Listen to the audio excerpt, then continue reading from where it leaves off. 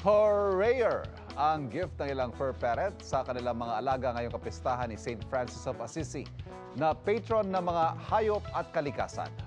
Ang wish nila para sa mga alaga ay tinuturing na rin nilang pamilya sa pagtutok ni Katrina Son. Pamilya at kaibigan, kung ituring ng ilan ang kanilang mga alagang hayop. At ngayong feast day ni St. Francis of Assisi na patron ng mga hayop at kalikasan, dinala ng ilang fur parents ang kanilang mga alaga sa simbahan para pabasbasan. Ang mga hayop ay nilikha upang laganapan ng himpapawid, lubat, dagat bilang mga kasalo sa mga nagaganap sa pamumuhay ng mga tao.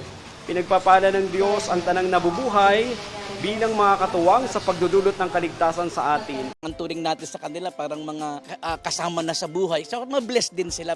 Maging healthy sila lagi, wag silang magkakasakit syempre. Tsaka sana bigyan kami pareho ng mahabang buhay kasi syempre pag nawala kami, paano na sila? Bigyan din siya ng good health.